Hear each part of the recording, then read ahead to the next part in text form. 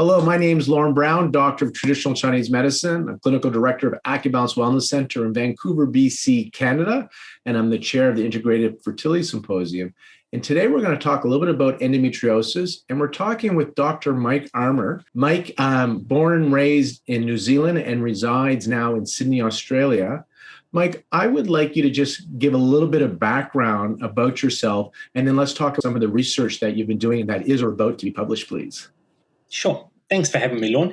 So I've got a background both in Western and Eastern medicine. So I have spent a lot more time than I should have at university. So I've got an honours degree in biomedicine, and then I have a Bachelor of Health Science in Acupuncture and in Chinese herbal medicine. And also I've got a PhD from Western Sydney University in Acupuncture for primary dysmenorrhea. I'm currently the Senior Research Fellow in Reproductive and Women's Health at NICM Health Research Institute, which is our complementary medicine research expertise at Western Sydney University. I'm a clinical advisory board member and the chair of the research committee for Endometriosis Australia. I'm an endometriosis special interest group member for Endometriosis New Zealand, and I'm the endometriosis complementary medicine expert for the Royal Australian New Zealand College of Gynecologists guidelines on endometriosis, and also a panel member of the Australia-China Endometriosis Consortium. Well, I'm glad we've asked you to talk about endometriosis today and nothing else. And it's an important thing to talk about because a lot of women do struggle and suffer with this condition. And so what's some of the research you've been involved in? And my understanding is you've done both acupuncture and Chinese herbal medicine research with endometriosis. Can you kind of tell us what you've done and what you have found to be helpful for women that struggle with endometriosis? Yeah, sure. So one of the major issues with endometriosis is not only do we not know the cause, but there is no current cure. And while there are a range of interventions, so everything from surgery to hormonal management that you might get from your doctor, unfortunately what we know from our research and from others around the world is that most women do report that this gives them only partial symptom control, especially for pain. So we've been looking at, as you say, Lorne, acupuncture and Chinese herbal medicine in a couple of different studies. So our first study, which is due hopefully to be published in the next couple of months, so by the middle of 2021, is on acupuncture for endometriosis. And what we did there is we did a very simple set of points, the same kind of thing you would get, some simple acupuncture that you would get at your local practitioner, nothing weird or wonderful or requiring special equipment. And we designed it so women would come twice a week for 8 weeks. So they had 16 treatments in total. And then we followed them up for 1 month after that. And the main thing we were looking at was pain scores. So we asked them to fill in a diary every day to track their pelvic pain and other things like the medication they used. And what we found is that those in the acupuncture group had around a 50% reduction in their pelvic pain scores after 8 weeks of treatment. And these were women who were already on a significant amount of other medication, strong analgesics, opioids, neuroleptics, other, pretty heavy-duty medications. So to be able to get a 50% reduction on top of that is fantastic. And we found that the group that didn't get treatment actually got just a little bit worse. So that was very promising in such a short amount of time.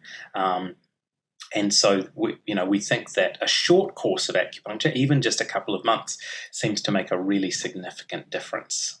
In the group, the control group, they were still taking the pain meds though, right?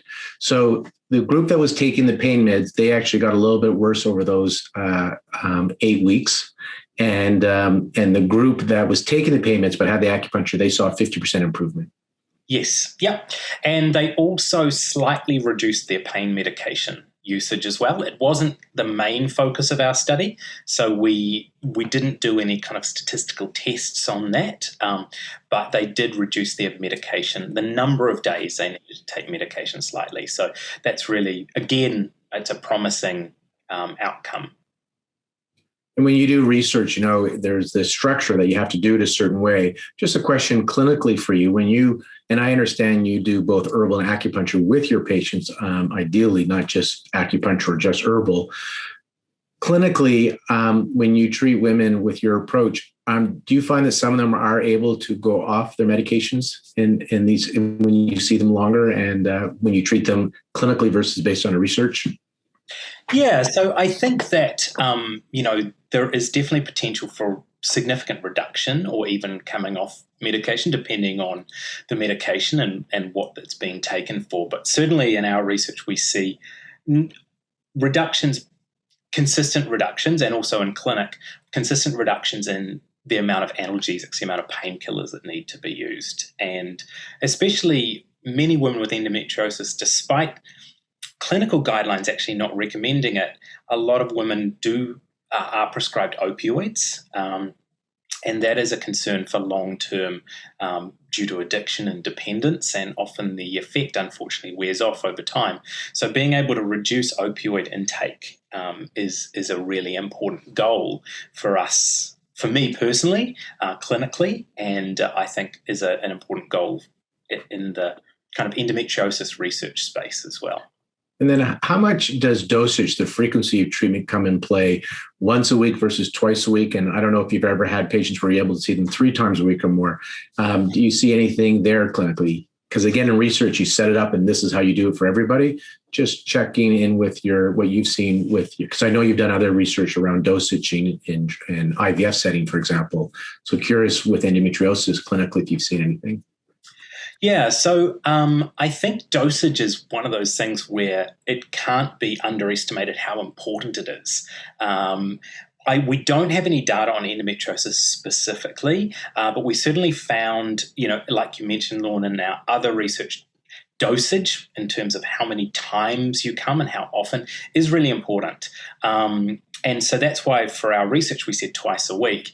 And I notice in clinic, more frequent treatment definitely results in better outcomes quicker.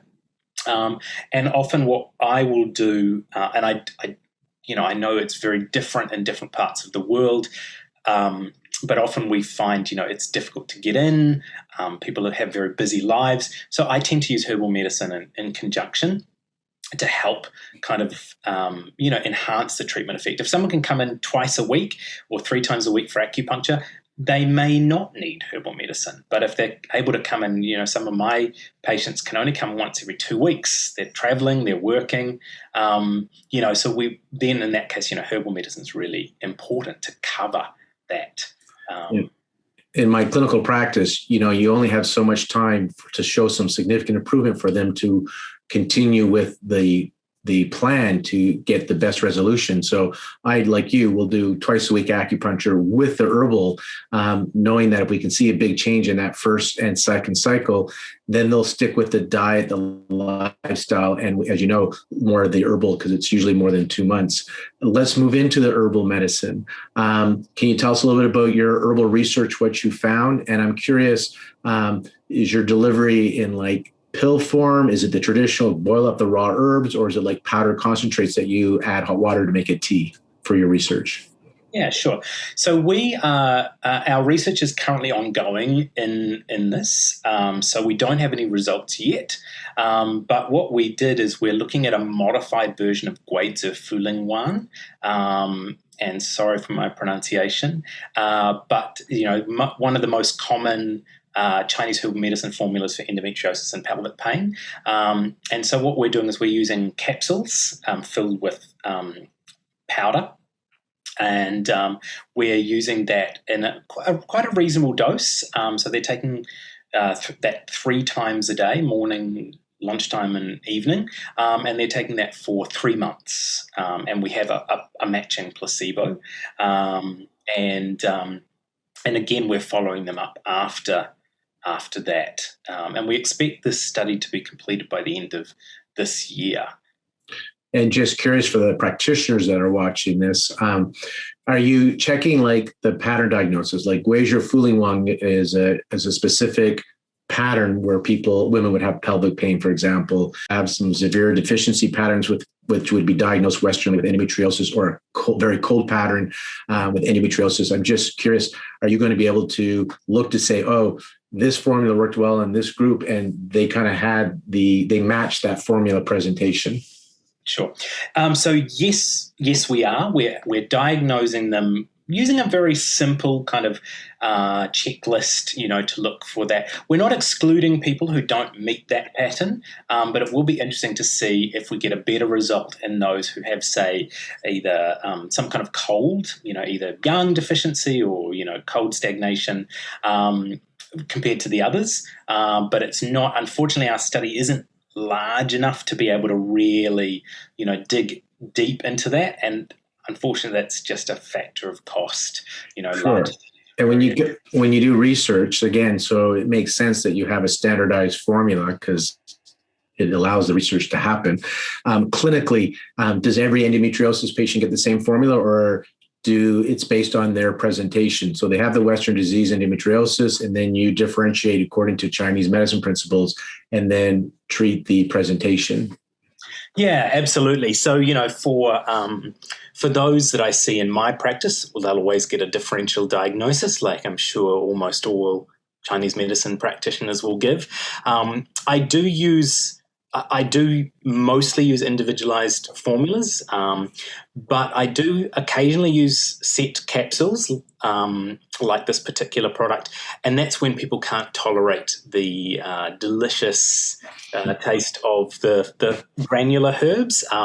Many women with endometriosis do have gastrointestinal issues as part of their condition, and so some just can't tolerate those herbs. But that would be my preference, is always have a proper consultation, a proper diagnosis, and the practitioner will tailor the formula based on your particular presentation. And then if time and feasibility, so time and cost are an issue. If you saw a woman that has been diagnosed with endometriosis, or regardless, pain associated with endometriosis, pelvic pain, how often would you want to see them for acupuncture? A reasonable amount of time, how long would you expect to see them to have some improvement, and then how long to get some really good resolution to be on their herbs and coming for acupuncture? Sure. So one of the interesting things about our study is we tracked those pain scores right from the get-go. So we found that after 1 month already there was a significant drop in their pain. So that's twice a week for 1 month. So in my own clinical practice, I generally ask people to give me 2 months to see a noticeable change. We're not going to necessarily be, it's not a cure. We're not, the pain won't necessarily disappear. But I ask, we see a significant improvement in their pain and their quality of life within 2 months. And to get that, I would say you really need to have once a week treatment at minimum.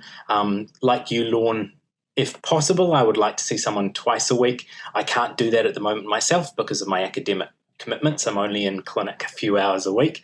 But ideally twice a week, for at least the first 4 weeks, using herbal medicine as well, because really the sooner we can get on top of the pain, obviously that it's such a disruptor to women's lives.